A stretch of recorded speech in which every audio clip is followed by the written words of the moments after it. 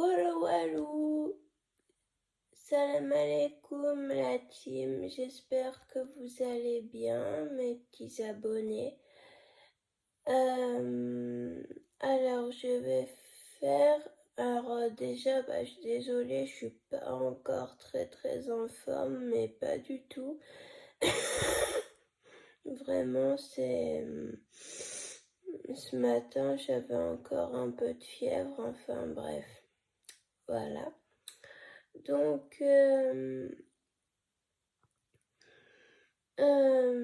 un grand merci à Abdel de GameX13 d'avoir parlé de ma chaîne qui m'a ramené beaucoup de nouveaux abonnés et donc bienvenue à vous les nouveaux.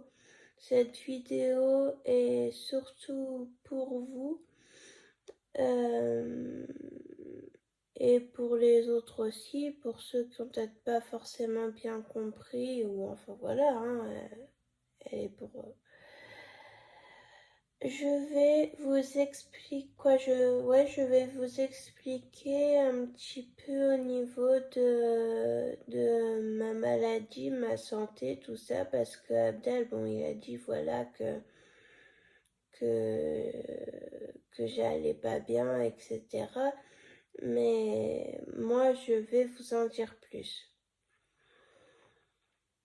Alors, c'est assez technique. Je vais essayer de faire le plus simple possible. Donc, déjà, depuis 2016, on va partir dans l'ordre. La caméra est pas très stable. Depuis 2016, j'ai une algodystrophie au pouce gauche. Donc le voilà. La bande, ça n'a rien à voir. On en viendra plus tard à la bande. Pour le moment, je vous montre mon pouce. Donc comme vous pouvez voir, il est hyper gonflé. Voilà, donc j'ai eu ça en 2016 suite à une chute au lycée. Désolée, il y a mon chat qui miaule. Et suite à une chute au lycée, due sûrement à ma dyspraxie visuospatiale, parce que je vois pas du tout en bas et très peu sur les côtés. En gros, je vois pas ce qui dépasse mon visage en fait. Voilà.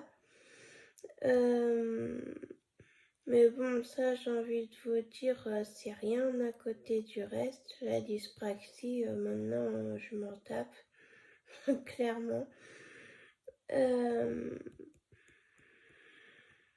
Et donc, j'ai fait cette chute à cause de ça, parce que j'ai sûrement pas vu le poteau, et donc ça a créé cette algodystrophie.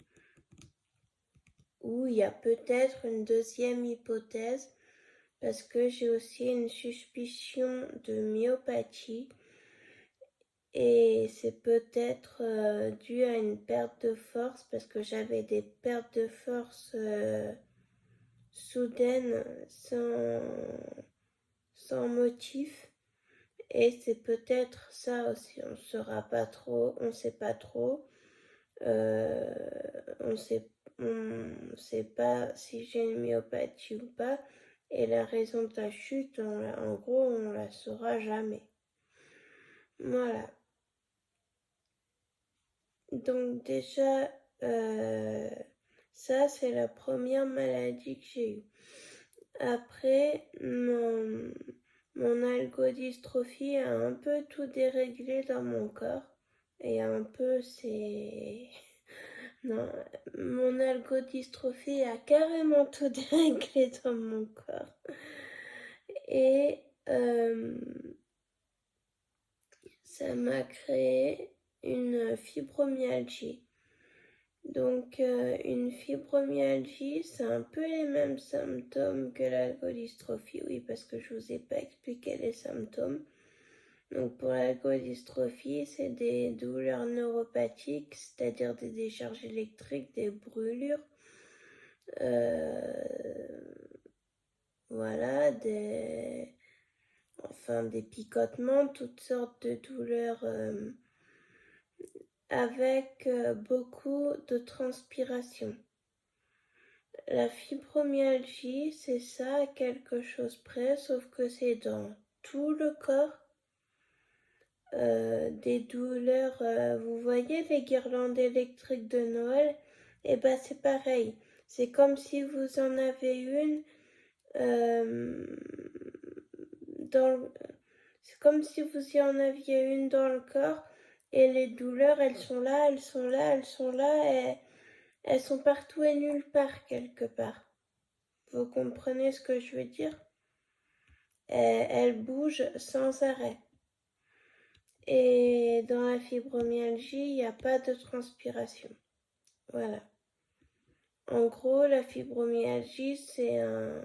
Mais je ferai une vidéo dessus.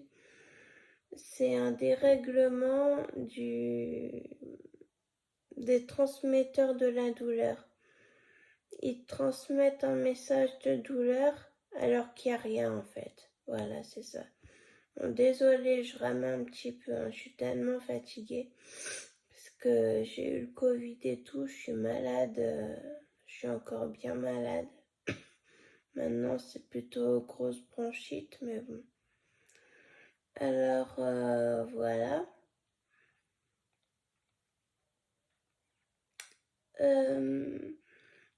Après, alors c'est un peu compliqué parce que, alors au niveau du dos aussi, j'essaye de faire de la tête aux pieds. Au niveau du dos, j'ai une grosse déformation du dos qui est apparue en même temps que la fibromyalgie. En fait, il y a plein de trucs qui sont apparus en même temps.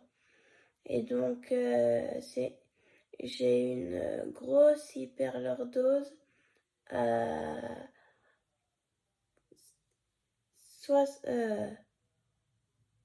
oui, c'est ça, 73. Elle est à 73 degrés, sauf que ça, c'était en 2017 et que maintenant, je pense qu'elle dépasse les 80. Hein. On va pas se mentir. Donc, voilà.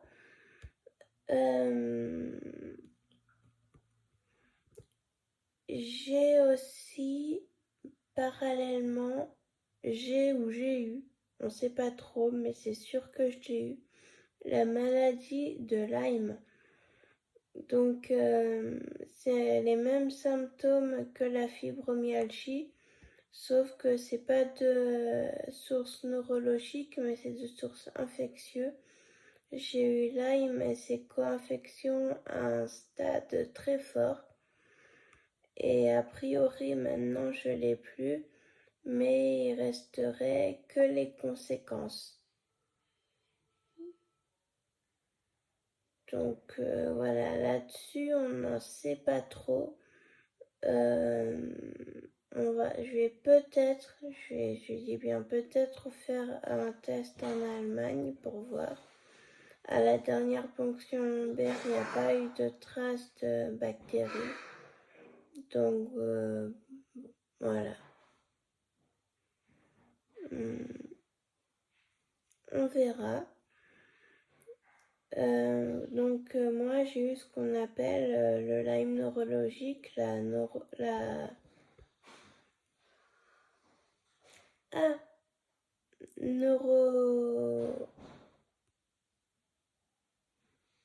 je trouve plus le mot, désolée.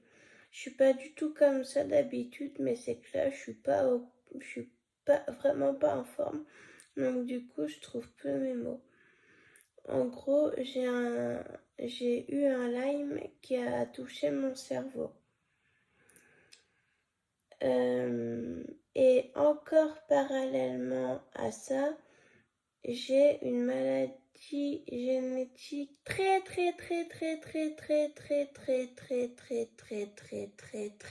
rare qui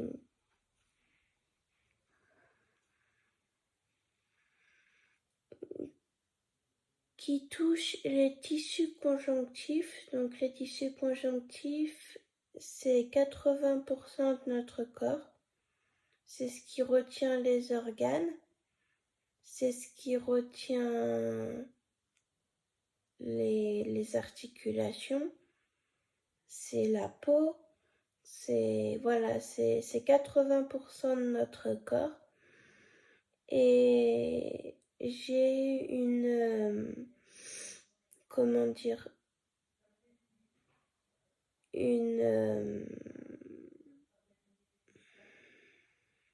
désolée, je trouve plus, un variant, voilà, d'une maladie génétique déjà très rare, je me rappelle plus le nom du gène. Il n'y a rien on n'a pas de réel nom en fait, mais c'est sûrement un sous-type de syndrome Ehlers-Danlos. Bon, là je sais, je rentre dans les choses plutôt complexes. Et ça, en fait, ça détruit tout le corps, ça touche tout le corps. Donc, je suis devenue fragile au niveau de tout, mais quand je vous dis tout, c'est tout. Par exemple, le système immunitaire, clairement, on va pas se mentir, j'en ai plus.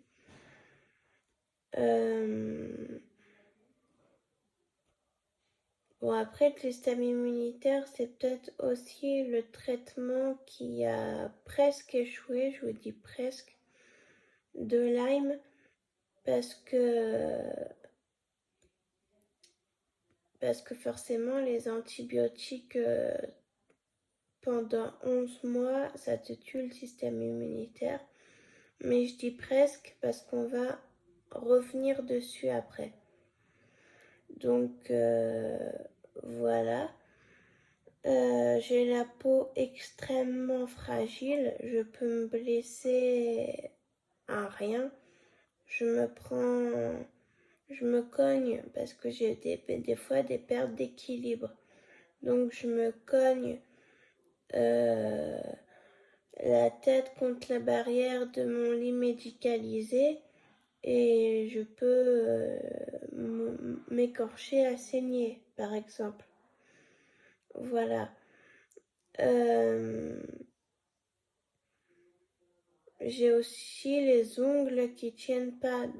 C'est malheureusement très régulier que j'ai les ongles qui s'arrachent en fait.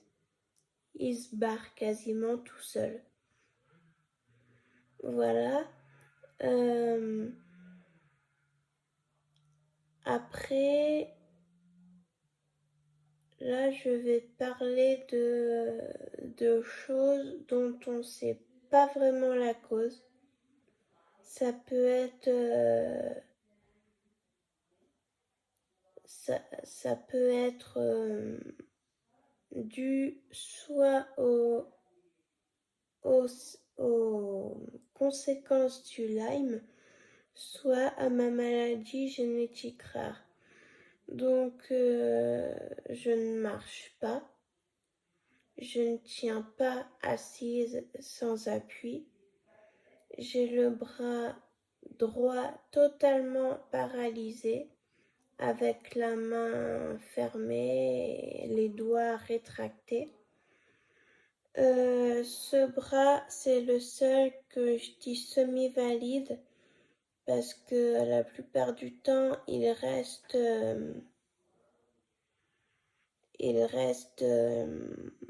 plié.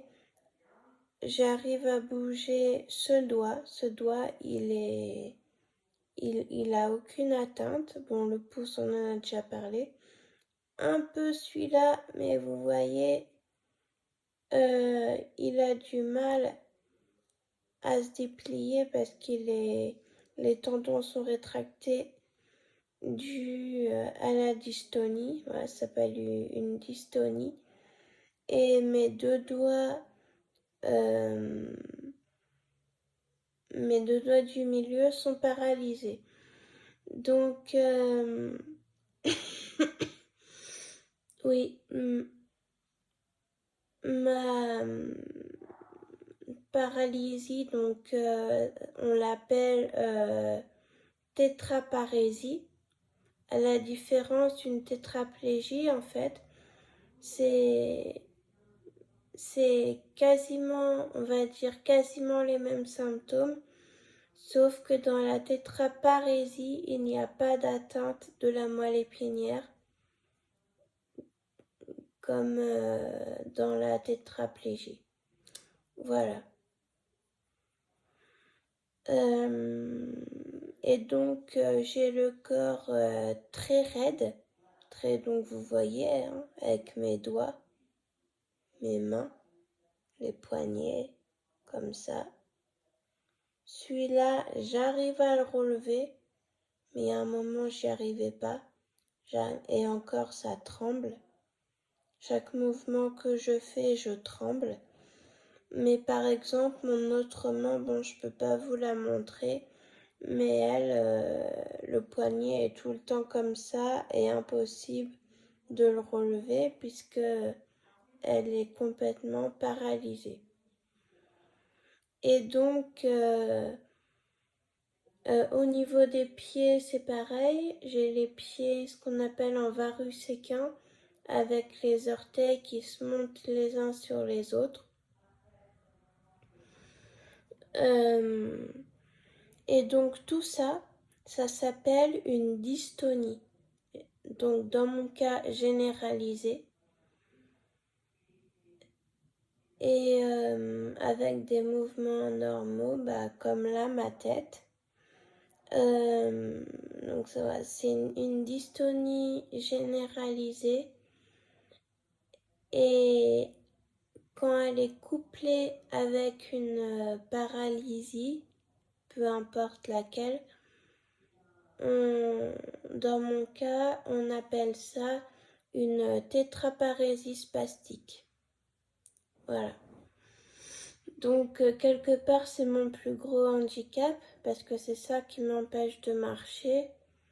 C'est ça qui m'empêche de tout faire, en fait. Mais cette tétraparésie spastique, on ne sait pas si elle est due donc aux conséquences d'un Lyme ou à la maladie génétique. Voilà, j'ai aussi une épilepsie qui est sûrement une épilepsie génétique rare, donc qui est allez, à 80%, je pense, de 80% de probabilité qu'elle soit due à la maladie génétique. Et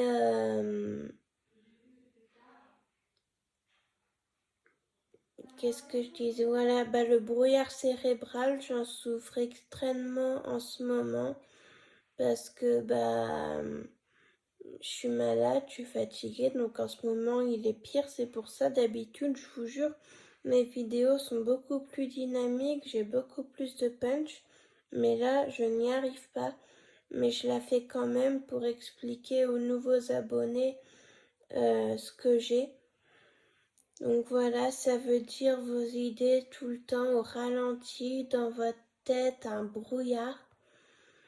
Et en parlant de tête aussi, j'ai très souvent des grosses migraines avec des névralgies faciales. C'est comme une migraine, mais dans le visage en fait. Donc des fois, ça tape dans la tête et dans le visage. Avec une névralgie d'Arnold, c'est les nerfs qui partent des cervicales et qui reviennent dans la tête. Et ces nerfs-là, chez moi, ils sont enflammés. Pour ça qu'on une névralgie d'Arnold. Et les nerfs qui suivent, c'est les nerfs les nerfs trijumeaux. Et ces nerfs-là, ils commencent aussi à être, aussi à avoir une névralgie. Donc, ce qui fait que ça a créé le tout, ça a créé des douleurs. Alors, quand je suis en crise de névralgie d'Arnold, ça s'arrête à peu près là. Et quand c'est les trijumeaux, ça va jusque là, voire là. Et quand j'ai la névralgie faciale plus la Arnold trijumeaux, et ben ça fait un beau festival. Voilà, voilà. Où j'en étais? Alors, j'ai aussi des problèmes de diabète, de glycémie. Donc, c'est comme si j'avais un diabète en fait, mais en fait avec moi c'est comme si j'avais ça, mais rien. En fait, tout est atypique. Donc du coup, les médecins, ils sont complètement perdus. Les bons continuent à trouver, à chercher plutôt des solutions, mais les mauvais préfèrent dire c'est dans votre tête, comme ça, solution de facilité, et on s'embête pas. Voilà, donc en fait, pour résumer, je, je crois que j'ai fait le tour. Bon, après les conséquences de ci, de ça, bon, je peux pas tout expliquer, sinon la vidéo ferait 2 heures, elle fait déjà plus de 20 minutes. Donc, va falloir que je m'arrête bientôt. Donc, ça fait déjà beaucoup. Donc, en gros, retenez des douleurs dans tout le corps, une paralysie, les muscles hyper tendus, H24,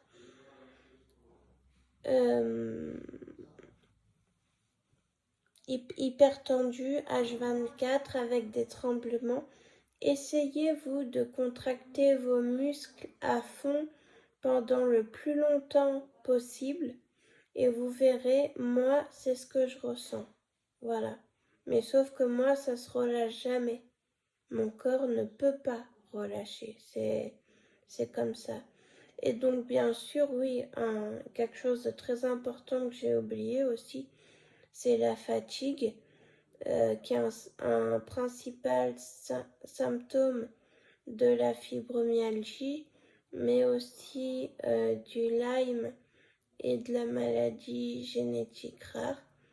Donc j'ai beau dormir, je suis tout le temps fatiguée. Bon, et puis là je suis malade, donc je vous dis pas le bazar que c'est. Voilà, bon après j'ai aussi des petits soucis digestifs. Voilà, mais c'est... En gros, il y a des petits soucis un peu partout, quoi. Bon, à part, Hamdoullah, le cœur qui va bien. Et Inch'Allah, pourvu que ça dure. Parce que, bon, je fais de la tachycardie. Mais ma tachycardie, elle est due, en fait, aux soucis respiratoires. Oui, j'en ai pas trop parlé, donc je vais quand même vous faire un point sur mes soucis respiratoires parce que c'est quelque chose qui m'embête quand même beaucoup.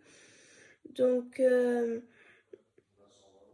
je suis asthmatique déjà et j'ai un bouchon de mucus dans un lobe d'un des poumons. On l'a appris il n'y a pas très longtemps. On ne sait pas quel poumon, on ne sait pas, mais voilà. Et donc, on a compris pourquoi des fois je désature. Et c'est ça qui qui provoque les palpitations. Donc voilà. Et aussi une part dans ma maladie génétique rare. Et j'ai aussi très probablement des apnées du sommeil. Voilà. Donc, bon, des soucis respiratoires, après, j'en ai depuis tout bébé. Hein, donc, mais ouais, depuis toujours, je connais les bronchites à gogo, voire les pneumopathies. Enfin voilà, à niveau respiratoire, j'en ai bavé toute ma vie. Voilà, j'espère que cette vidéo vous aura plu, vous aura informé et qu'elle n'aura pas été trop longue. Désolée pour le bafouillement, sûrement ma lenteur aussi vu comment je suis fatiguée et en espérant que vous ayez tout bien compris. Donc excusez-moi d'avance, n'hésitez pas à me poser des questions si besoin. Les commentaires sont faits pour ça. N'hésitez pas à me donner le maximum de force en likant et partageant. Ah oui, et un point aussi sur la vidéo d'hier. Je sais pas pourquoi, pourtant j'avais bien coché la case, mais les commentaires ne se sont pas activés. Donc du coup, vous pouvez décider du choix du ballon dans les commentaires de cette vidéo. Voilà. J'espère que ça ira la team, que vous avez assez de renseignements. Et sinon, je vous invite à aller vous abonner à ma page Facebook qui s'appelle exactement pareil, Fanny Guerrière de la Lumière, qui est le nom de mon association qu'on a créée avec mes auxiliaires de vie pour pouvoir payer tout ce qui est non remboursable. Donc voilà, n'hésitez pas à aller sur la page, à la découvrir. Et là, j'explique tout beaucoup plus en détail. Voilà. Bisous la team, gros bisous. Encore un grand merci à Abdel. Et sur ce, ciao, walou walou.